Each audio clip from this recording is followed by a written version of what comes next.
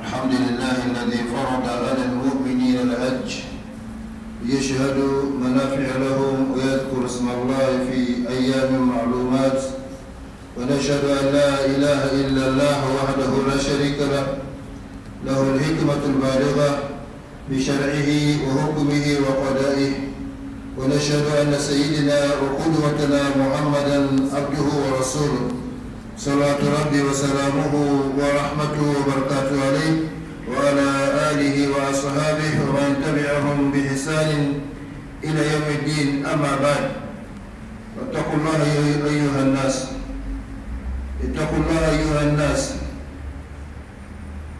وانتهزوا الفرص الموسمية واستفادوا منها. Chers frères et sœurs islam, Allah appartient à Allah qui a prescrit le Hajj pour les croyants, afin qu'ils participent aux avantages qui leur sont accordés et afin qu'ils évoquent le nom d'Allah au jour fixé. Nous témoignons et Allah suffit pour témoin qu'il n'y a pas de divinité digne d'adoration hormis Allah l'unique sans associé. Il a des sagesses sublimes dans sa loi, dans son jugement et son décret. Et nous témoignons que notre guide et modèle Muhammad sallallahu alayhi wa sallam est son serviteur et son envoyé. Qu'Allah lui accorde ses prières, son salut, ses miséricordes et ses bénédictions, ainsi qu'à sa sainte famille, à ses fidèles compagnons, à tous ceux qui embarqueront leur pas dans le chemin du bien jusqu'au jour de la résurrection. Chers frères et sœurs islam, craignez Allah le Très-Haut et profitez des occasions d'adoration qui vous sont offertes comme cette première décade de Zulhijjah. Notez que vous êtes depuis 8 jours de la première décade de Zulhijjah avec ses bienfaits, ses grandes récompenses, ses grâces et avantages indénombrables, ainsi que ses privilèges et particularités. Parmi les particularités de cette première décade de Zulhijjah, il y a le fait qu'elle rappelle le jour d'Arafat. Ce dernier constitue le meilleur jour de l'année, tout comme la nuit de la destinée constitue la meilleure nuit de l'année.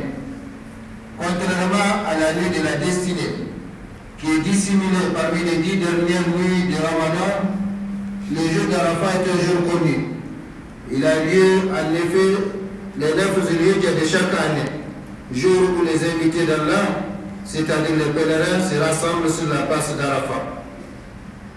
Le jour d'Arafat, chers frères et sœurs en islam, est un grand jour où Allah a franchi le plus de serviteurs du feu et où Satan est plus avili que jamais et humilié par la miséricorde et le pardon d'Allah accordé aux serviteurs. Le jour d'Arafat, c'est un jour où le Seigneur s'approche de ses serviteurs visiteurs, car les pèlerins sont les communes d'Allah. Il convient donc de renouveler et de repentir ces jours-là et de demander l'aide d'Allah pour l'accomplissement des obligations et pour éviter les interdits, car il n'y a de pouvoir et de force qu'en Allah le Très-Haut, le Très-Grand, la hawla wa la quwwata illa billahi al-ali al-azim. Durant les lettres Qadr, la nuit de la destinée, ce sont les anges et Jibril, alayhi salam, celui de la paix qui descendent du coucher du soleil à l'aube. Mais quant au jour d'Arafat, c'est Allah lui-même qui descend, une descente qui convient à sa grandeur et à sa majesté au ciel le plus proche. Profitez-en alors pour l'invoquer et demander tout ce que vous voulez parmi les biens de ce bas monde et de l'au-delà. Le prophète sallallahu alayhi wa sallam a dit: Ma min yawmin akthar min an yu'tika Allahu fihi abdan min Allah min yawm Arafah wa innahu la yadnu thumma yubahi bihim al-malaika fa yaqulu ma arada haula rawahu Muslim. Il n'y a pas de jour où Allah a franchi plus de serviteurs du feu qu'au jour d'Arafat. Il se rapproche d'eux et se vante d'eux auprès des anges. C'est vanté auprès des anges par rapport aux musulmans, aux pèlerins, c'est-à-dire Allah est satisfait de la dévotion des pèlerins et celui qui mérite son pardon et ses bénédictions. Vous vous rappelez sans doute lorsque Allah a mis aux anges, au courant de son projet de créer l'être humain, Adam alayhi salam est déplacé sur la terre, comme si les anges ont trouvé cela incompréhensible. Ils ont demandé, va-t-il y mettre quelqu'un qui répandra le mal, la corruption, il sémera la corruption et il répandra le sang, alors que nous sommes là en train de te glorifier, de te sanctifier. Allah subhanahu wa ta'ala a dit, je sais ce que vous ne savez pas. Et voilà, aujourd'hui, le jour d'Arafat, voilà les musulmans venus du monde entier, les différentes contrées qui se rassemblent. Eh bien, Allah subhanahu wa ta'ala se rapproche d'eux, se vante d'eux auprès des anges, et montre qu'il est satisfait de leur dévotion et souligne qu'il mérite son pardon et ses bénédictions en disant que veulent ces gens. Donc, tout ce que les pèlerins veulent ce jour-là, Inch'Allah, Allah subhanahu wa ta'ala lui accorde cela. Les hadiths et authentiques rapportés par Muslim. Chers frères et sœurs, la station Arafat aura lieu cette année, le samedi 15 juin 2024, Inch'Allah, c'est-à-dire demain. Ce sera le plus grand et le plus important événement spirituel diurne, c'est-à-dire qui se passe pendant la journée. Ce sera donc le plus grand événement spirituel diurne de l'année.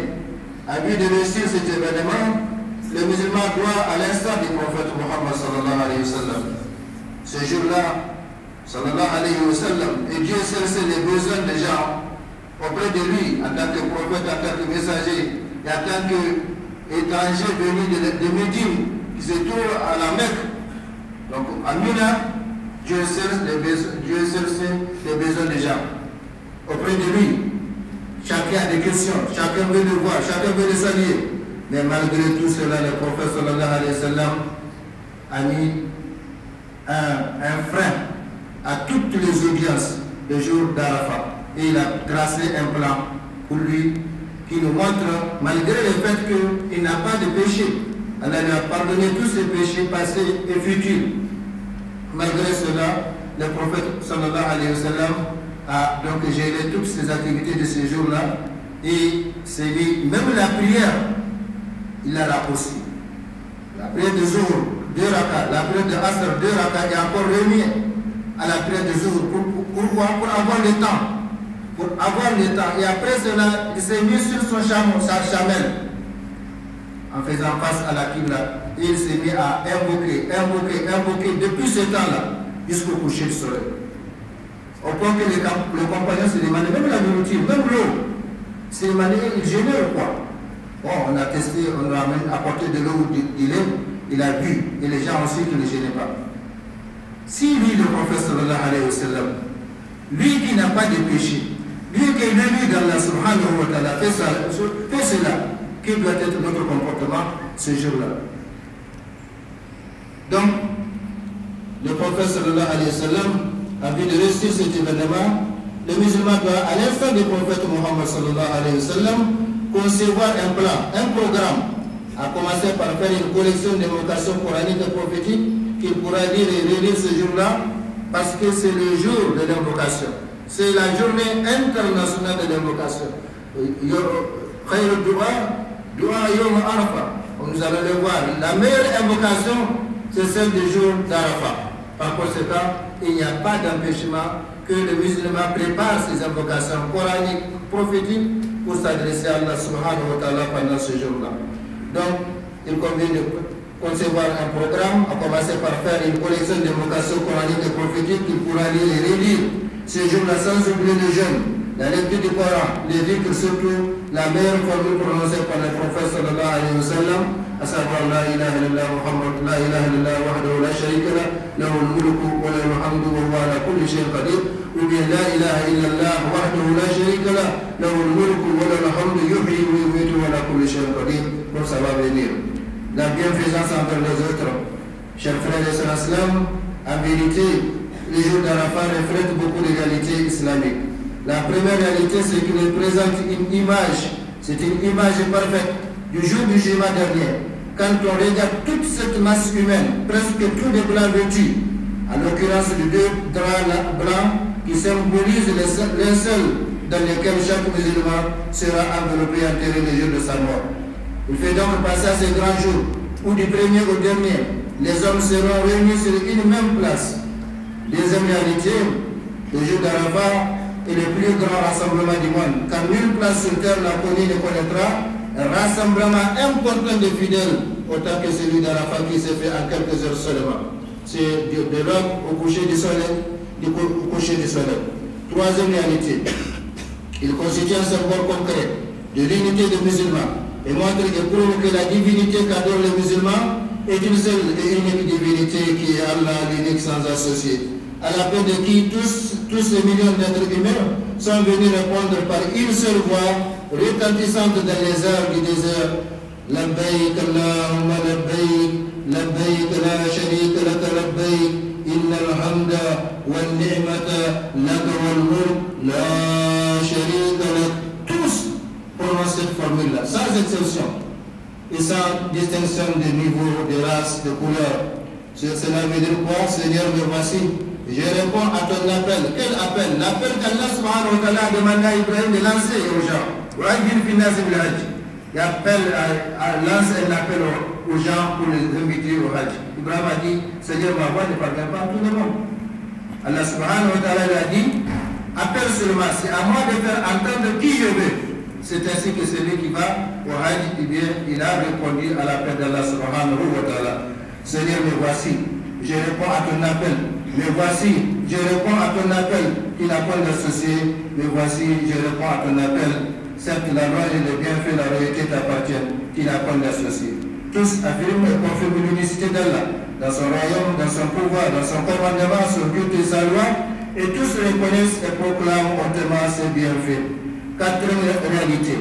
Le jour d'Arafat montre que le prophète de l'islam, Muhammad sallallahu alayhi wa sallam, est unique et celui de Muhammad sallallahu alayhi wa sallam. C'est pourquoi chaque pèlerin lutte et fournit tout son effort pour se conformer à sa sunna en suivant ses pratiques et paroles dans ce lieu saint, et ils exécutent tous ses ordres dans l'accomplissement de ces piliers fondamentaux de l'islam. Il a fait un seul hajj et il a dit à la fin, prenez vos rites d'après les miens. Donc, copiez ma façon de faire le hajj. Cinquième réalité. Les jours d'Arafat prouvent que le livre des musulmans est unique, à savoir le nombre Coran, dont tous lisent et relisent les mêmes sourates et versets. Sixième réalité, les jours d'Arafat prouvent que tous les musulmans du monde sont égaux devant Allah et devant les prescriptions islamiques, car malgré la diversité de leurs couleurs, malgré la diversité de leur race, malgré la diversité de leur langue et de leurs origines, ils se réunissent tous dans ce lieu saint sans tenir compte de toutes ces différences qui ne sont pour eux que des signes parmi les signes de la puissance d'Allah. Le Hajj est une occasion unique qui permet de mettre en évidence la victoire de l'unité des musulmans sur le patriotisme, le nationalisme, le racisme, l'hétérocentrisme et la xénophobie dans lesquels sont tombés malheureusement certains pays islamiques sous la pression et l'influence de certains facteurs à la fois extérieurs et intérieurs. Cette unité des musulmans se traduit par le Hajj, par le port d'une même tenue appelée vêtement d'Ihram et par la proclamation à haute voix d'une même expression appelée Tarbiyah. Cette réalité, chers frères et sœurs en islam, le jour d'Arafat prouve que l'islam restera, Inch'Allah, la religion dominante sur cette terre jusqu'à la fin des temps. Et quoi que fassent les ennemis, ils ne pourront plus éteindre la lumière d'Allah, dont il a pris l'engagement de parachever malgré la répression des mécréants et des polythéistes. هو الذي أرسل رسوله بالهدى ودين الحق ليظهره على الدين كله ولو كره المشركون. C'est lui qui a envoyé ce message de Muhammad sallallahu alayhi wa sallam avec la guidée de la religion de vérité pour la placer au-dessus de toute autre religion en dépit de l'aversion des associateurs, c'est-à-dire des polythéistes. Allah subhanahu wa ta'ala nous fasse comprendre. Barakallahu li wa lakum fil Qur'an al-Karim wa nafa'na bima fihi min al-ayat wa dhikr al-hakim. أقول ما تسمعون وأستغفر الله لي ولكم ولسائر المسلمين في كل مكان وفي كل ذنب فاستغفروه وتوبوا إليه إنه هو التواب الرحيم.